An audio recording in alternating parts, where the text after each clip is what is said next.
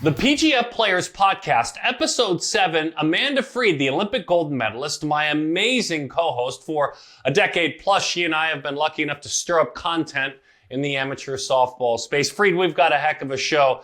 It's Delaney Aumua, it's Logan Curry, it's Brinley Bain, Bain going to Arkansas, Curry going to Iowa, and Aumua committed to Auburn. But here's the key. We're talking to all three of them, and they talk about everything: family, academics, good food around campus, all kinds of fun conversations.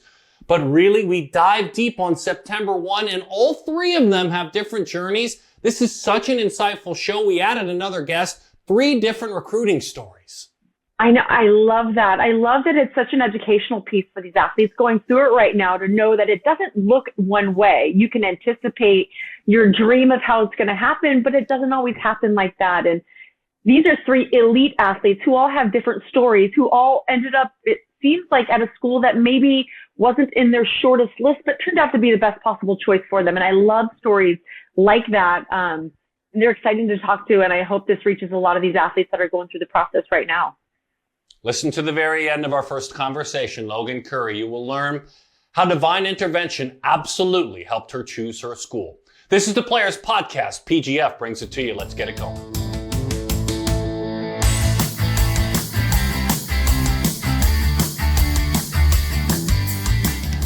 So for our PGF Players Podcast, this drop, we're really excited because we are diving deep, not just 2, but 3 athletes and the recruiting journey. It may feel like September 1st now is a long time ago, and if you're older like I am, it does, because the days and the years fly by. But for an athlete like our next athlete, for an athlete like Logan Curry, September 1st probably just feels like yesterday. She made her commitment, we'll get into that, but Logan, the very talented player, spends time with us now. Miss Curry, thanks for hanging out with us. We really appreciate it. Thank you so much for having me. In and around September 1st, obviously we saw you at the All-American game. We've seen you do incredible things for Fury Premier and who you are as a travel player. You've had your fall season, by the way, since then. In Georgia, softball's in the fall, so we'll get into that. But in and around September 1st, leading up to your commitment, midnight, all that went on after, walk us through it, please. So definitely before September 1st, I was sending a lot of emails, just sort of reaching out through Twitter, liking people's posts, just interacting with all these different coaches. And then, of course, September 1st, midnight, I was sitting right here, actually, with my phone. I got a few calls and texts from people I did and did not expect. I feel like it was very humbling to see the schools that reached out, and also just really cool. And I'm so grateful for the people that reached out. So, and then after that, so Iowa was the first person to reach out, and they asked if I want to take an official visit that day on September 1st. So we got a whole flight scheduled, and I headed up there that night. Wow. I'll let you go from there, Amanda. Oh, is that normal? Have you heard of any of your other friends that have been offered? I've never heard of that, offered an official visit on September 1st after that phone conversation. Were you completely caught off guard by that, or was that something you thought might be a possibility? Yes, ma'am. I was completely caught off guard. Iowa had shown me interest, but never like that. I had seen them at some of my games, but it just truly showed that you never know who's watching. You never know who's coming to your games, who's watching you on Twitter. So it was really, really exciting and cool to see them show that amount of interest. And have you played in any sort of showcase tournament or large travel ball tournament since you made your commitment? I have not. We actually start this weekend in the Scenic City Showcase in Tennessee. But since I've been having my school ball season, I haven't been able to play for travel since I've committed. Do you feel differently about your game, your approach? Do you feel a weight lifted off of your shoulders? Do you feel like you'll go into the game a little freer, or maybe you never felt like that to begin with? I just know that there are so many athletes out there right now going through the recruiting process. These next couple of weeks are critical for them. Coaches are coming out to watch. And I know that there's a lot of pressure. I'm sure you maybe felt some of that pressure. And do you feel like you have a little bit of different mentality and perspective now that you've made your commitment? Yes, ma'am. It's a completely different perspective. Now that I'm committed, it is a little bit of a weight lifted off, but at the same time, I feel like I have to improve my game a lot more. Because I am committed to a Power 5 school. So, of course, people are going to be expecting me to compete and just to show off my ability. So I feel like, yes, it is a weight lifted off and knowing that I do have somewhere to call home.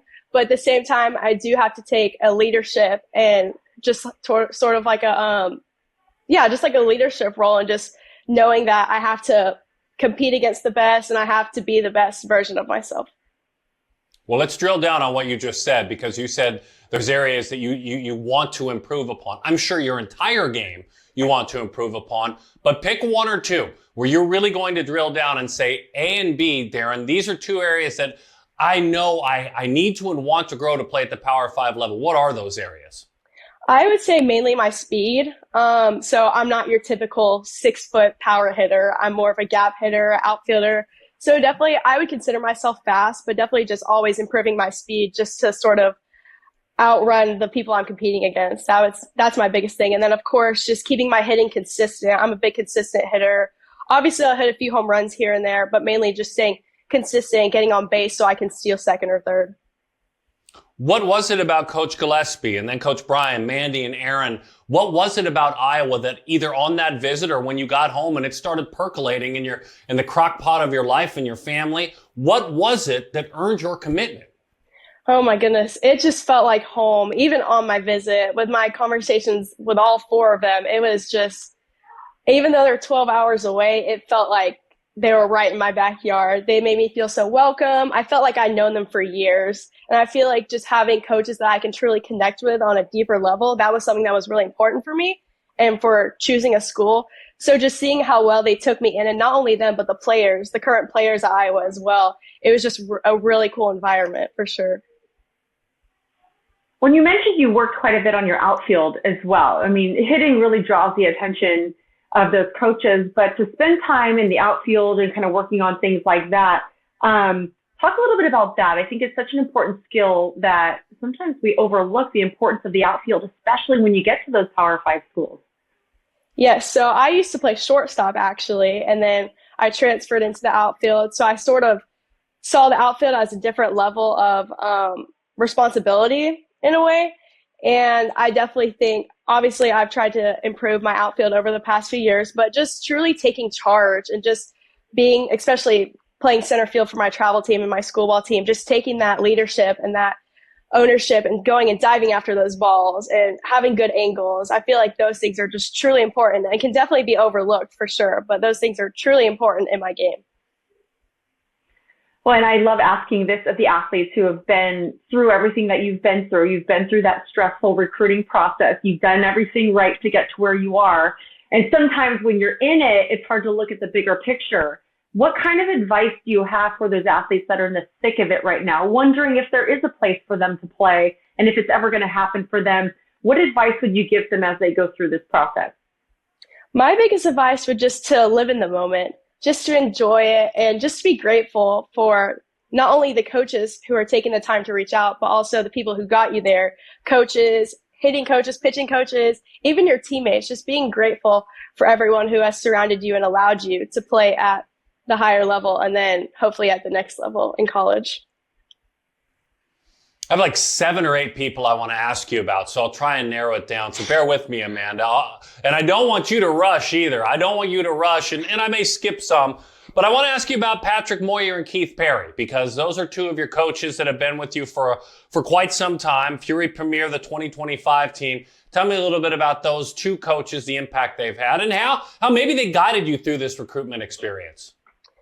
Oh, Coach Pat and Coach Keith, I love them. I feel like I've had such good connections with both of them. I actually joined the team last fall, so I'm fairly new to their team. But they've just brought me in, for sure, allowed me to push myself and have me compete for a spot for sure. And just through all their connections, I feel like that's another big thing that they've helped me with, and just reaching out to coaches and talking to coaches at my games and just stuff like that I'm so grateful for. These 2 coaches, they love softball more than anyone I know. And it's just truly cool to see 2 coaches who are like that and who put in so much time and effort into making sure that we are able to play at the next level. And your bat to ball coach, is it Jimmy Mullis? Is that his name? Did I say it properly? He is my hitting coach, yes. Tell me about Jimmy, because look, I know Jimmy has shared on social media There's you and your wonderful commitment. Boy, you are in a school of great athletes in that hitting school. He shared all the commitments. It's incredible. So tell me about Coach Jimmy. Coach Jimmy, I've been with him for a few years. I love Coach Jimmy. I usually go to hitting lessons with him every Thursday. The drive is a little bit, it's an hour and a half, but it's totally worth it. Coach Jimmy, it is an hour and a half, but it is. Where is he? It's in Loganville. Okay, continue. So, but it is totally worth it. He has helped my swing so much, and he not only works with people like me, but he mainly works with slappers as well. So he knows that it's not all about just hitting home runs. Staying consistent is just as important. And he, as well as just being my hitting coach, he also has some really good connections and people that he has trained over the past so many years that have gone off and played at the next level. And he has just been such an incredible person that I've always had to talk to, which has been really cool. That's amazing. Amanda, I have two more. I do want to remind all of our viewers out here of this, that an hour and a half in Georgia. I've driven on 400. I've driven on 285. I've driven on 85 and 75. An hour and a half can truly be 90 miles, or it can be 2 miles in Georgia. I've driven in both situations. That means, by the way, that Tyson and Melissa, your parents, I'll put them together in one group, although they're very different in impacting your lives. Tell me a little bit about mom and dad, their role in all this. I know, look, the financial, the time, the giving up of work, the adding of work to pay for this stuff, like it's a lot. So tell me about your mom and dad. Honor them with your answer, if you don't mind. Yes, sir. I'm incredibly thankful for my parents. They have sacrificed so much to just allow me to play. And not only me, but my sister also plays travel ball. So they have just put in so much time, whether it's driving us 5 minutes to the field or driving us an hour and a half to the lessons or flying us all the way to California to play in the PGF Nationals. They have just done so much for me. My dad played college tennis. My mom played college softball. So they're both very familiar with the college athletics. And they have truly pushed me to not only be a better athlete, but to just be a better person to myself and to people around me.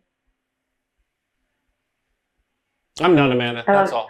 I think you're going to keep going. I like hearing all this. So for you, I mean, you've got this great support system, and you're still young. You still have some time before you head off to college. Do you have some big goals for yourself, personal accomplishments that you would like to achieve before you go off to college? Oh gosh. My biggest thing, especially with my high school team and even my travel team, is just being the person that people can always come to, just being someone that they remember, obviously for good reasons, and just being someone that they can always come to, being a leader on and off the field, and just carrying that with me to college. I love that. And parents hopefully come and see you, family come watch you a bunch in college. I'm sure they're planning on it. Yeah. Yes, hopefully. That's awesome. Yeah, it is that 12 hours that you mentioned, but it's a much shorter flight, I'm sure. In Atlanta Airport, you can fly to anywhere on the globe, including Mars and Saturn, out of the Atlanta airport, certainly. Hey, listen, there's a couple of two more groups I want to ask you about. It's your team at North Forsyth High School. You guys play in the fall, so you're done. And just looking at some of your numbers, you had an on-base of about 500. You swiped 24 bags, so you are working on your speed. And you had 54 hits. Tell me a little bit about your high school team and the season you just wrapped up. That leaves only one more year of high school softball. How did your junior season go? My junior season went really well. My team overall, we just had so much chemistry, and I feel like that's super important, not only on a school ball team, but on a travel team, just all being connected and just all playing for not only yourself, but for each other.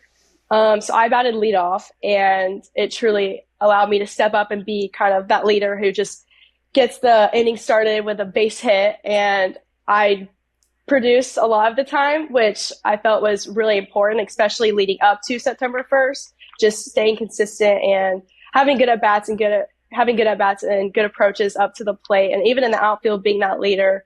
And I love my high school team. I love the way that we've all connected, not only just in school or on the field, but also outside and off the field. Yeah, regional champions, is that right? Regional championship? Okay. Yes, all right. I know you wanted to go further, right? You wanted to go further, but congratulations on a great year. One more group I want to ask you about, and then we'll thank you for your time. As a one-time Georgian, it's wonderful to connect with you. I want to ask you about, and I'm sure you're involved with them at some level, the Inside Out group at Browns Bridge Church, because The timing is pretty wise by you, and I think it's something that's bigger than you that helped you with this timing. But just days before September 1st, you were baptized, and your church family was around you, and they supported you. I'd love to know about your church family there, the importance that it plays in your life, and how, I'm going to guess, that more than anything guided you through this whole experience. But tell me about the group at Browns Bridge at their church.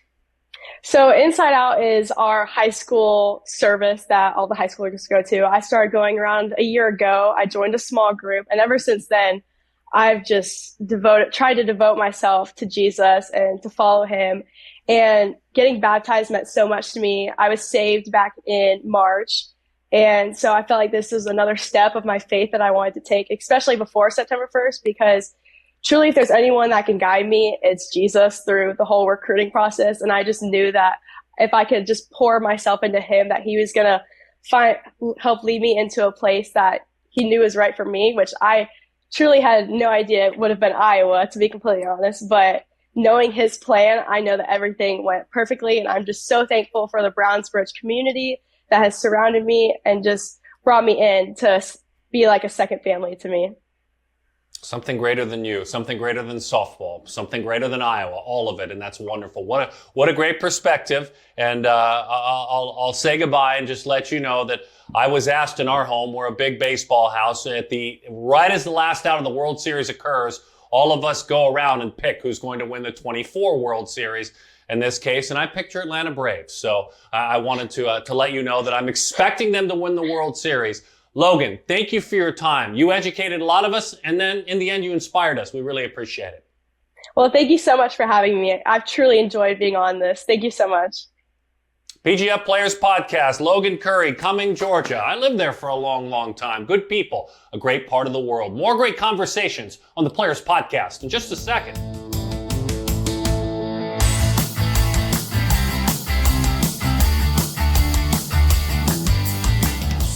From one great conversation to another, and from one part of the country to another, and we're going to travel up to East Bay and even a little bit inland in Northern California, Livermore, California.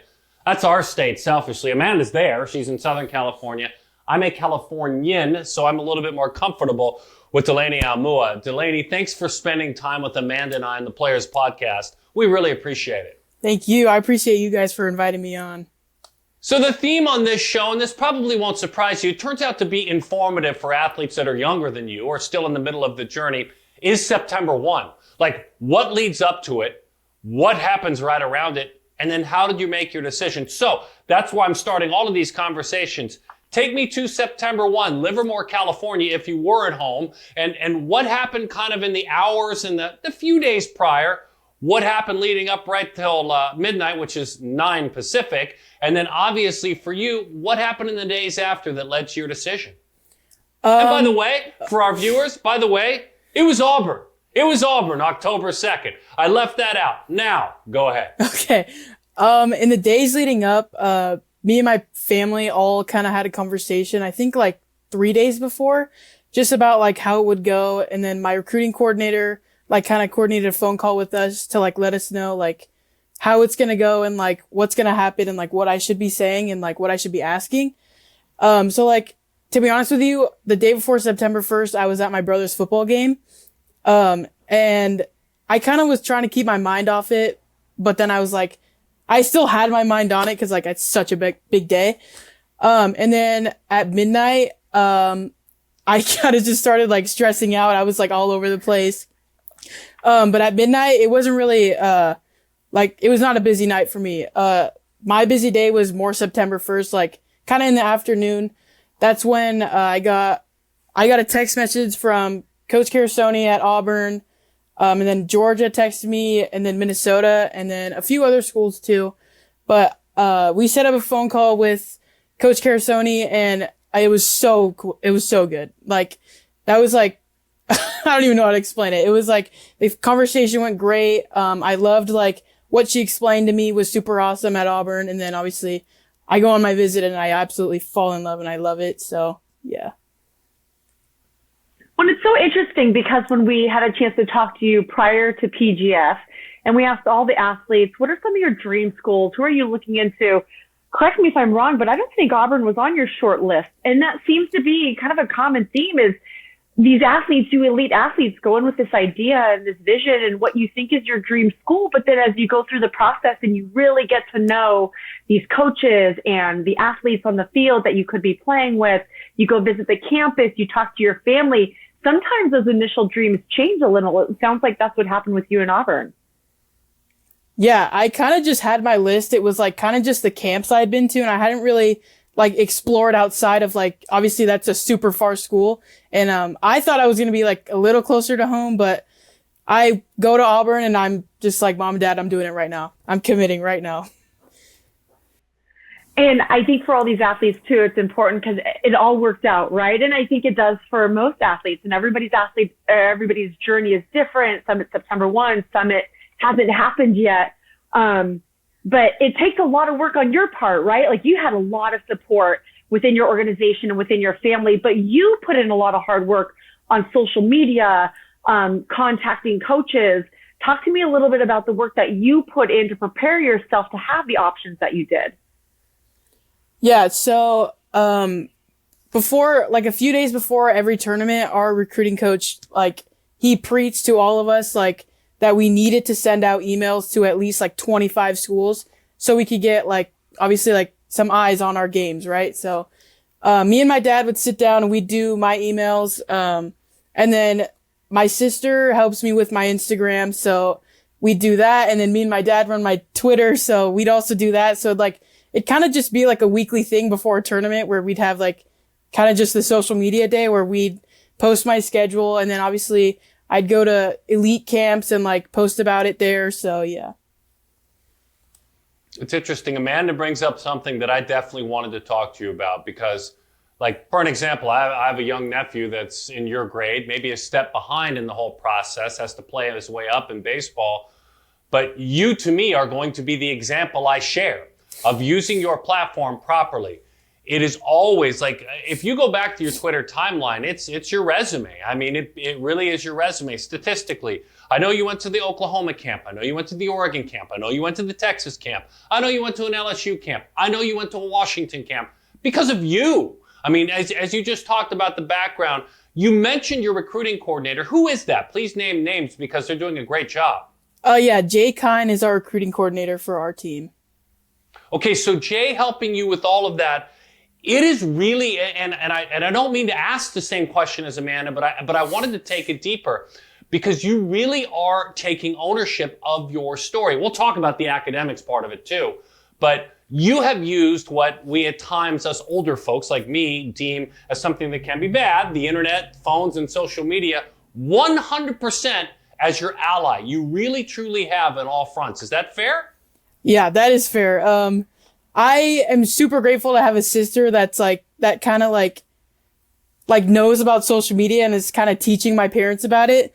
Cause she's the best at it. She'll make me some separate posts. She knows who to tag and like, kind of like how to reach out and how to get everyone's attention. So I'm just super grateful to have a sister. Like she was by my side by the whole thing, of course, with my parents, just teaching them like how to do it also. Yeah, and that's Marley. I mean, Marley's your sister. She's doing all the work on this stuff. She's the one that's the forward thinker. So tip of the cap to Marley. Well done by you and all of those efforts there. Before I let Amanda jump back in, I just wanted to double back to Auburn. Mickey Dean, you talked about Emily, Eugene, Hannah. Tell me a little bit about the what. I mean, the heart part. What really hooked you to say, okay, this is where I want to spend the next 4 years of my life. Maybe you get your master's degree. Maybe it's the next 6 years of your life. What grabbed hold of you to pull you to the plains as someone, and me, who went to school right down the street in Alabama? As a Californian, I went to Alabama as well. I did the same thing. What pulled you there?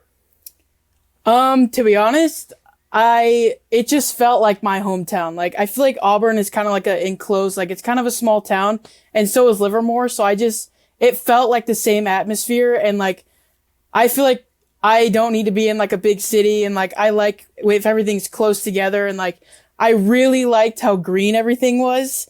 Like like the grass and like the trees. I loved like the nature part of it too. The coaches were super awesome. I had great hospitality when I was on my visit. So I guess, yeah, kind of like it just felt like home. Like it felt like I could bring some of me to Auburn.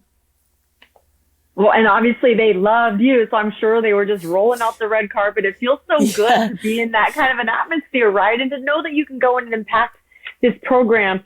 So I want to know about you, the athlete, because there's a lot of characteristics they were attracted to in you. I was a pitcher. You're a fantastic hitter, outfielder.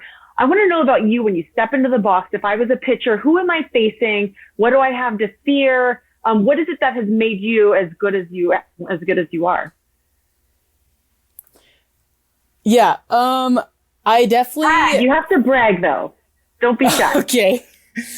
I definitely thank my genes because I was just born strong.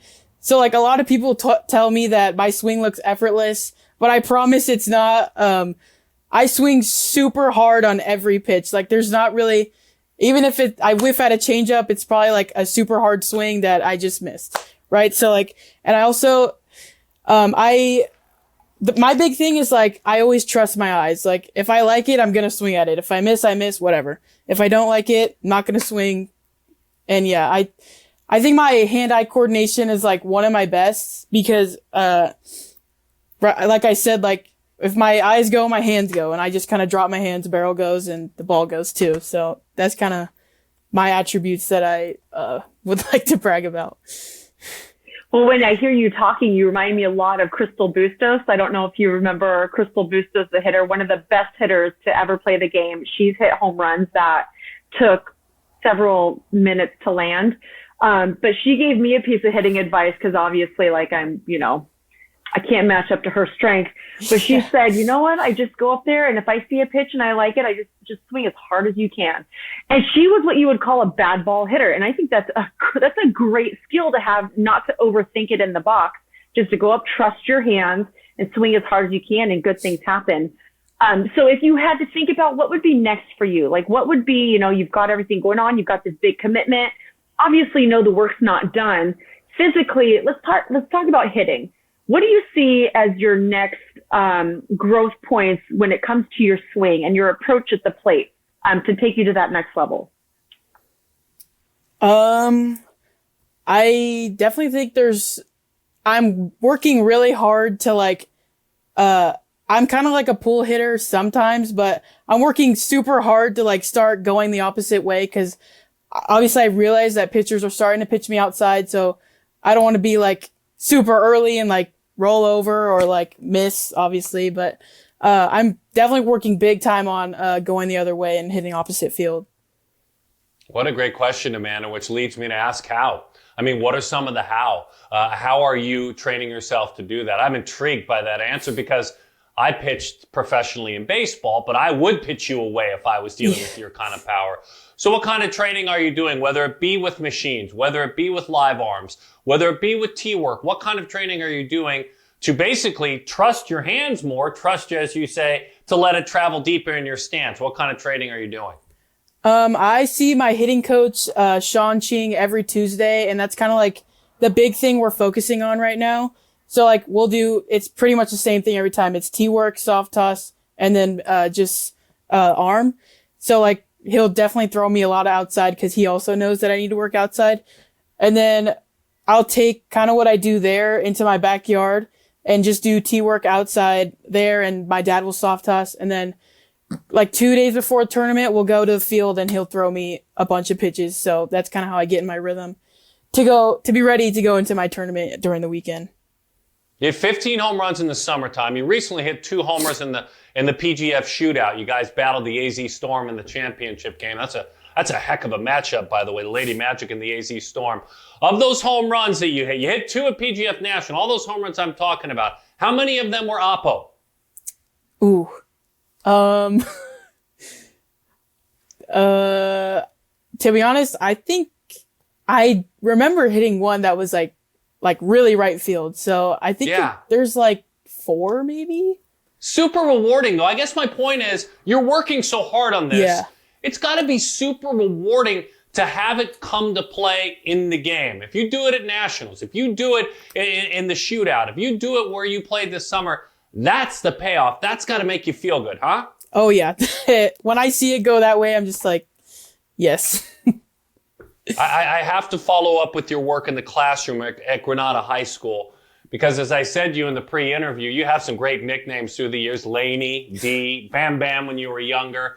I like them all, but I'm calling you Prez. If you're my teammate, I'm calling you Prez. Two times class president. You'll probably be senior class president. Speak to me about what heart beats within you to be a leader, to do that. And what are some of the unique situations that you find yourself in at a bigger high school being a class president? So freshman year, I kind of just got thrown into a leadership class. I didn't even choose it. I was just put in, and that leadership class is kind of what influenced me to like want to do more for Granada, just seeing like what I could do, and then like obviously now like actually doing it. So that's kind of how I was like, you know what, I'm just gonna run, see what happens. And then I won. So sophomore year was kind of just like me trying out everything, seeing what I could do, like kind of with that title. And then this year I'm definitely trying to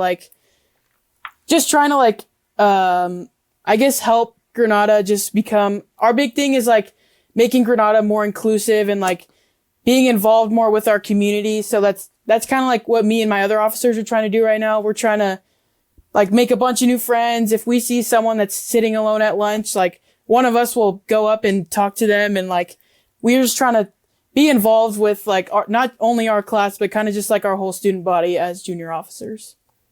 Wow. I love that answer. I love when we get to really dive into the athletes and like get to know you and where your heart beats, and to know that you're reaching out into the community in the way that you are. And those leaderships at school obviously translate onto the field as well, right? Because some just aren't comfortable in that leadership position, but you're somebody who grabbed a hold of it early on, and that's obviously plays a big part in your role in your team as well. Yeah, I definitely think my leadership class, like because my leadership on the field, like it's gotten way better just because I've been in the leadership class like every single semester of high school, actually. It's incredible. That's incredible. What an impact. Hey, by the way, it seems like around campus, you have some go-tos. I just did a peek. I was trying to figure out, where's Granada High School? I see a Starbucks there. I see a Trader Joe's there. I see a Taco Bell there. So you got some must-haves right around campus, don't you? Oh, yeah. All right. I see some good stuff. I would even on occasion hit Trader Joe's if I'm you, because there's some good options there. Hey, I don't let you go. And by the way, Ronald and Vanessa would not be happy with me if I don't, before we let you go, give you an opportunity with your words to introduce your parents, the impact they've had on you. You're not going through all this without their sacrifices. That's the old parent in me talking, but I'll let you share the impact they've had. Yeah, so my mom is Vanessa Aumua, and then my dad is Ronald Aumua. They're like, words can't even explain like how grateful I am to have them. Just, they've been by my side like through it all. They threw me into softball when I was like 4 years old and just stuck with me the whole time up until right now. And they have made so many sacrifices for me, money-wise, travel-wise. They'd miss, like, sometimes we'd have big events going on, but I had a softball tournament, so one of them would come with me, and, like, I'm just so grateful to, have them with me. There's no way that I'm not saying goodbye to you by playing Hail to the Chief as we, thank you for coming on. This is high technology, by the way, just so you know. This Delaney Aumua, the president, the Prez, the outstanding softball player. Delaney, thanks for being a good sport and hanging out with us. We appreciate it. Thank you. I appreciate you guys inviting me. Thank you. The Prez, the slugger Prez, by the way, incredible athlete. When we come back, we're going to go to Tennessee. Brinley Bane hangs out with us on the PGF Players Podcast.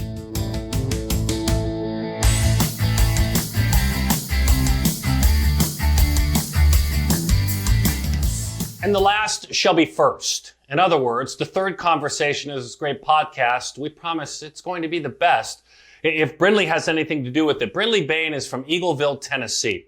And she is idolized as a younger athlete. Pat Summit as a legendary coach. She's done so many things. I idolize her because she has the courage to catch. Amanda and I both have elite respect for catchers. Obviously, professional pitcher, a legendary Olympic pitcher, certainly.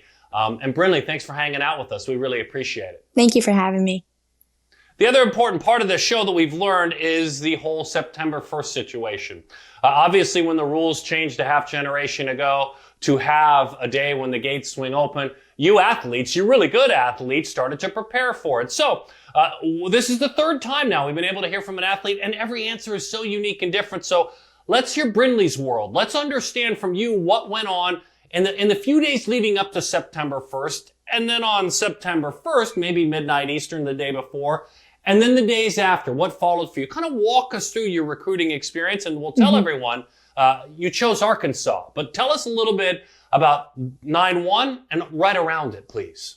So before it, me and my family kind of sat down and we talked about like what was important to us and like me in terms of what I was looking for. Of course, like what college I wanted to go to, my top 5. And we got that list narrowed down. And so when September 1st came around, you know, that night is stressful. And then 12 o'clock hits. And then I probably got 20, 25 either text messages or calls. And actually it was Coach Gibson that called me first from Arkansas. And that was right at 12. And like we just talked for a while. I got to ask her a couple questions, but we didn't really go in depth because it's like late at night. And she was just like, we just want to let you know, like, how excited we are for this. And she was super outgoing. And it was an awesome experience that night. And then the next few days, I answered a lot of the text messages, got back with a few on the phone calls. And then we set up like Zoom calls throughout the next couple days. And I just kind of went over that list of questions with everybody and got to know about the programs a little bit better. And it was just an awesome experience. It was definitely like it lived up to what I thought it was going to be. I feel like you need to take the week off of school when September 1st hits, because it just sounds like you need either a manager, a full-time manager, like managing your schedule, but to be able to fit those conversations into the day. How fun is that? Did you learn a lot of new things about the colleges as you got, because, you know, you learn as you're doing your research, and your coaches know a lot, but when you really started to talk to these coaches, were you surprised at how much new information you learned about the schools, and did it kind of start to change maybe the direction your mind was going with recruiting? Yeah. So on September 1st, like it's humbling for a lot of aspects. You know, I had my top 5 and 4 out of the 5 called. And so it was humbling not to get that one phone call. But the rest I was super grateful for. And so it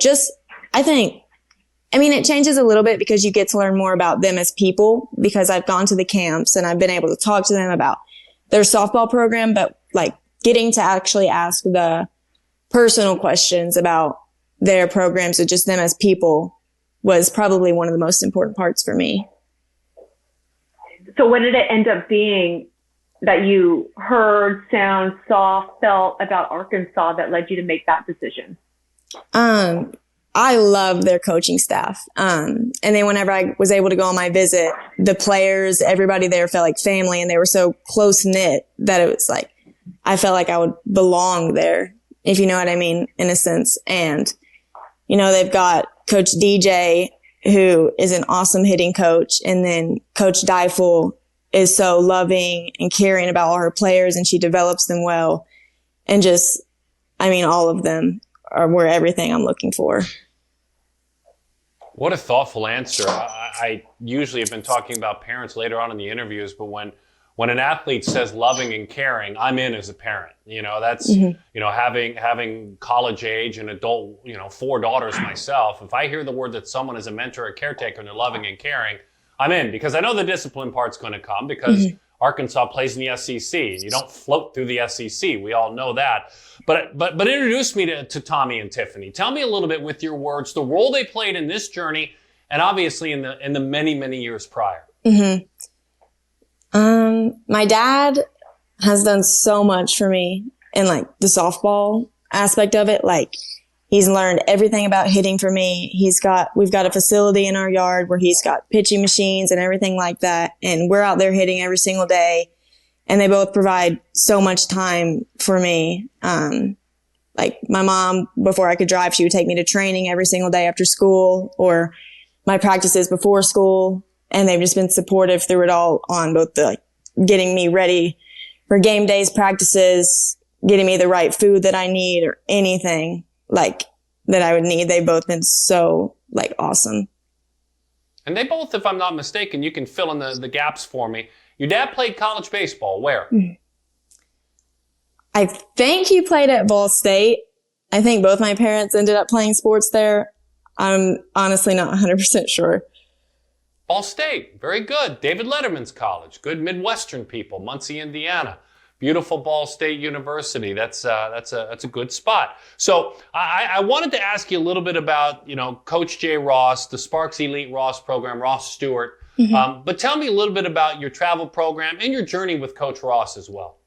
So he's coached me. He's my uncle, actually. A lot of people don't know that. Yeah.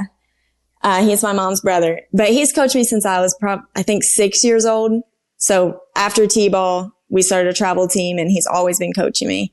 I mean, if my dad can't throw me front toss, he'll go out and throw me front toss or really anything. And he's been so helpful and he's developed me as a player so much. How fun is that? Like, what a cool, Yeah. Bullpen arms left and right, uncle's coaching. I love that connection. And you won a couple of PGF championships as a family, it sounds like. How do you feel like that experience maybe fueled you to become the athlete you are, or prepared you to move on and go to Arkansas to play at that type of elite competitive level? How did playing in the PGF championships affect that?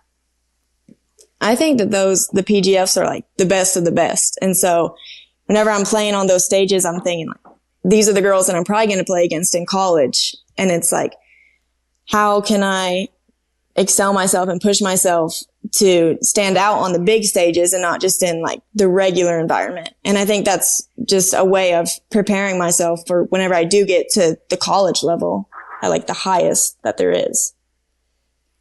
And then also after you win that championship, not settling, right? Like knowing, okay, I got to go back next year. I got to defend that because it feels good. I want to be right back on that stage. So you as an athlete in the situation, the position that you're in right now, you've made this commitment to an amazing Power 5 school, but there's still growth to be done in your game. I'm curious, is there something specific physically in your game? Because I know you worked a lot on the mental side. Physically in your game, is there an area that you're working on developing over the next year or so? I'm trying to get like bigger, faster, stronger, of course. And then I'm trying to develop myself more as in the catching aspect of things. I want to be able to help my pitchers as much as I can.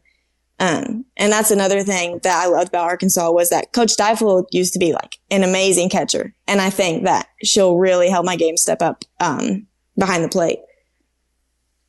Where do you think in that catching area maybe you've evolved the most? Is it presenting pitches for the umpire? Is it working with your pitcher on the mental side? Because we'll both admit it, Amanda and I, at times, you're counselors to us pitchers, your guides, your friends to us pitchers. Is it a little bit of both? Let's start with the mechanical. Mechanically, where do you feel like you've improved the most this calendar year as a catcher?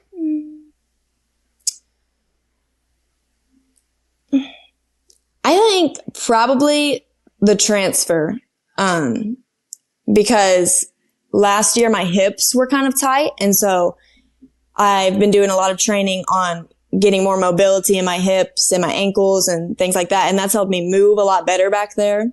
And so being able to, no matter where the pitch is, get to it and then be able to transfer it and then throw the girl out. Yeah. Well, and you said in the summertime that your mental approach has really helped and game prep, basically, understanding where your pitcher's at, maybe as you warm them up, understanding the team you're dealing with. So speak to me a little bit about your mental evolution. How have you done that? How have you grown? Because then you become a huge ally to your pitcher. How have you grown? How have you grown your mental side of the game? I wouldn't necessarily say that I've like grown it, but my IQ is like super high behind the plate. And so I like to say like before the pitch, or if I'll say like to my third baseman, watch the bunt or something like that. Or the second time through the lineup, I have a good idea of, oh, that girl in-capped it on a changeup, or she didn't like the inside pitch. And I just try to mentally remind myself of that. And then relay that to my coach or to my pitcher so that she can be successful against the lineup the second time through and the third time through.